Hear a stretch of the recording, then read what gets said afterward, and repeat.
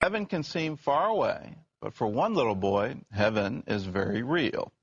Colton Burpo was just 3 years old when he got a sneak peek at what is to come. Take a look.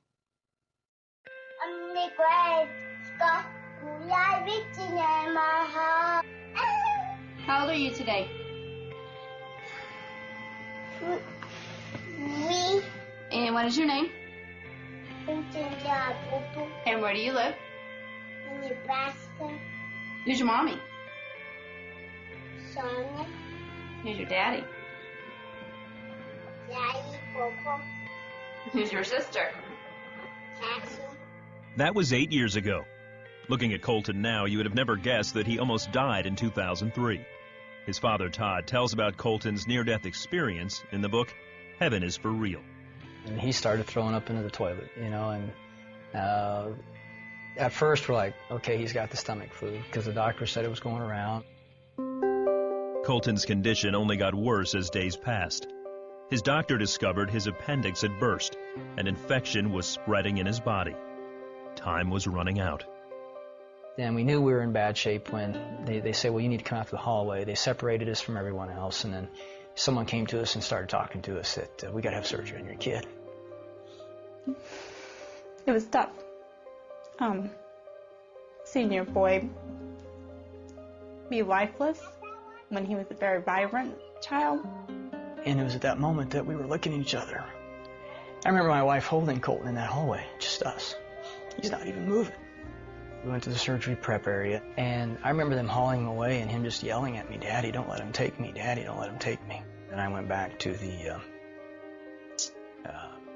pre-op room where we had left some stuff, and I was finally alone, shut the door, and I just broke down and I was mad at God. I just frustrated, fed up. And I remember telling him, I said, God, after all I've done for you, and now you're going to take my kid? This is how you treat your pastors? And I was calling our prayer chain. I was calling anybody that would be on the other line to get Colton on the prayer chain because it was bad. We were there in the waiting room for an hour and a half, maybe. Then I remember the nurse coming out. Is Colton's daddy out here?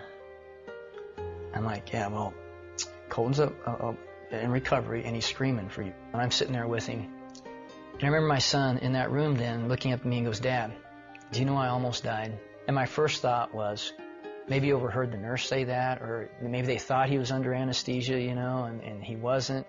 But it wasn't till 4 months after we got out of the hospital that we finally listened to our son.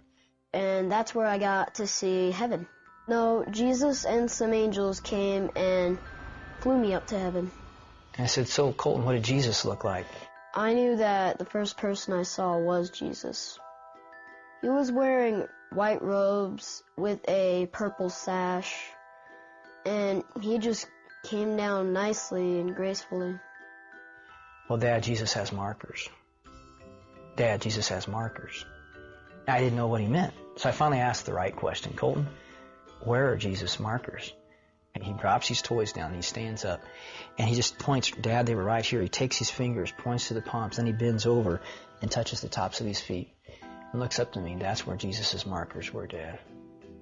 When I was in the throne room of God to start with, so I got to see what that looked like. I was upset because I didn't know what was happening. What God did is he used people or things that I liked to calm me down. From there on, I felt better. And one day we're traveling together, and he looks up at me and, Dad, you used to have a grandpa named Pop, didn't you? I'm like, yeah, he's really nice. Really? Yeah, you used to play with him as a kid and work with him on the farm and shoot stuff with him. And I'm like, yeah, how do you know that? Well, he told me. A figure came up, and he was Pop. He asked me, are you Todd's son? I said yes. He said that he was his grandpa, so that's where I met him. Yeah, Pop, I was very close to him, and he was my most significant male role model when I was a kid growing up. But he was killed in a car wreck before I turned 7. I was busy paying bills again, because that's my job. And he came up and told me he had 2 sisters. Well, he had to say it several times before he finally got my attention. And finally, I put myself down and looked at him and says, "What do you mean you have 2 sisters?" "No, I have 2 sisters. You had a baby die in your tummy." And I just looked at him like, "Well, how do you know you have 2 sisters?" "Well, she told me." And then he proceeded to describe her. She looked like Cassie, but she had brown hair. And first time when she saw me, she just came up and hugged me. We knew this was true because he said, "She kept hugging me. She wouldn't stop hugging me, Mom," and I didn't like that. Well, I'm not really the hugging type. I had miscarried the weekend of Father's Day weekend, which made it even rougher. And we thought we'd dealt with it. We'd gotten over it, accepted that the baby had died. But when he said he had 2 sisters, I think I was in shock first and then trying to realize, what is he telling me? And so I knew that he had seen her, and after he described her, and he said, she's just waiting for you guys to come to heaven.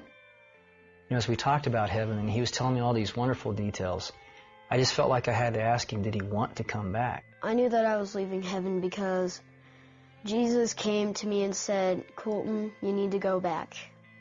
Even though I didn't want to go back, he said that he was answering my dad's prayer. I remember that prayer.